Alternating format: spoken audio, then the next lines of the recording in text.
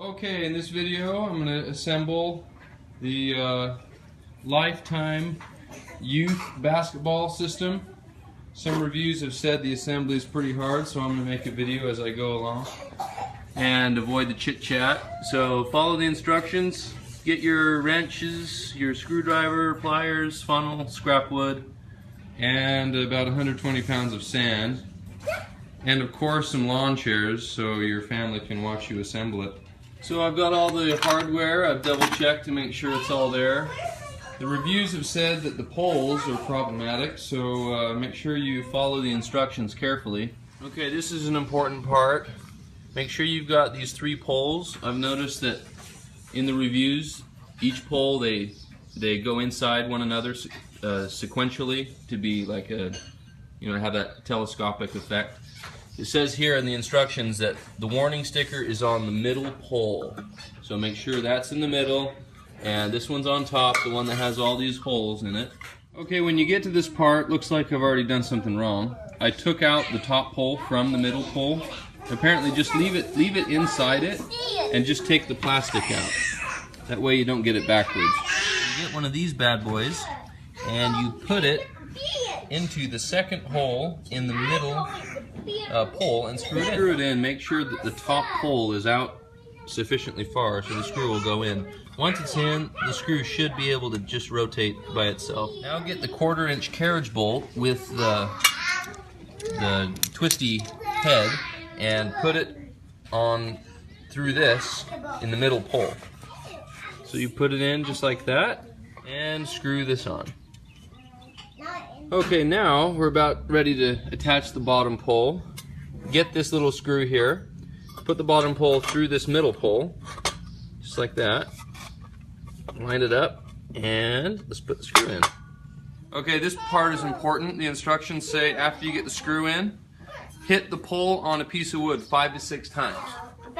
This step cannot be reversed, so make sure everything is done right.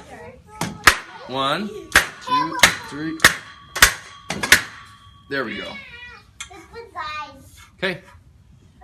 So this doesn't look right, but apparently it is.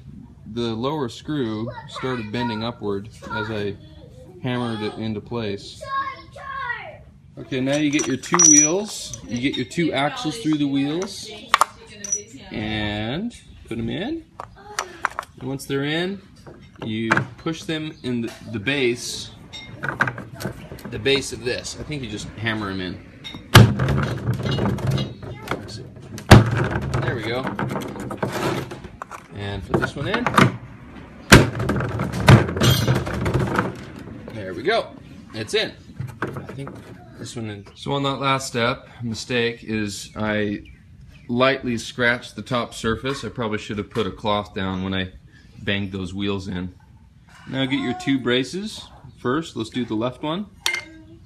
So this is facing forward. This is the front where the main pole goes into. You put the left one in through the hole until it's flush. This should be vertically oriented. And then you get the right one, put it in until it's flush. Just like that. Okay, so I've turned it around. You recording? Mm-hmm. Okay, so this is the left side. Get your little piece of metal here, rod, and bend up the left support a little bit. Put the rod through, and then work it into place, just like that. There we go. And do the same thing for the right side. So this is what it should look like. Both sides are in. It's a lot easier to get these in if this is twisted the right way. If it's twisted the wrong way, you'll have a hard time getting these joints in. Okay, on this step, we're going to be putting the pole to the base. You need the 1/4" carriage screw, the hex nut, the carriage bolt, and the 2 washers. Careful, there's those 4 other washers that are this size. Make sure you get the 2 3/8 washers. So when you put the pole in the base, make sure the knob that you put in is facing forwards. So stand the pole upright, put it in, put the 1/4" screw through one end with the carriage bolt on this side. Make sure the adjustment bolt up on top is facing forward and screw it in and tighten it up. The instructions say to use pliers. I would recommend using a 7/16 ratchet and tighten this up a little bit. Don't over tighten it. Okay, get the 2 washers, the big one first, then the smaller 3/16, and put in that carriage bolt, and then get a 9/16 wrench and tighten it up all the way. Okay, then here's the backboard. We're going to put these 2 brackets on the backboard, make the V facing upward, and line up the holes, and then get these little plastic screws and put 4 screws in, 2 at the base, there and there, and 2 on these holes, there and here.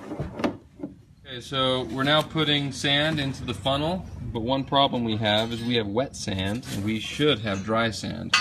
So we got this frozen placemat, we've taped it up and made ourselves a funnel. If you have dry sand, it'll be a lot easier to funnel it in. So this is the part that takes the most patience. Okay, so I've screwed those 4 screws in, and now you need to bend the bar so it lines up with that hole. Same thing to that, and screw those in. This is where you kind of need 2 people. You stand this up on end, and you put the hoop upside down and put it in so the holes, they line up on those 4 points, and then we'll screw that to the top post. Okay, it's now fastened to the top post. I put these 2 carriage bolts through, and make sure you have a washer on these 2 sides and on these 2 sides, and then fasten them together with these bolts. Now they're nice and tight, just like that. And there's the finished product. We put the net on down at the base. You know, everything's good. We filled it up with sand. I don't know what people were talking about regarding how difficult it was to assemble. Shouldn't take you more than an hour to do. Just be careful about the middle joint when you hammer it onto the wood. Make sure that it's aligned right, and enjoy. I give it 5 stars. It looks pretty good.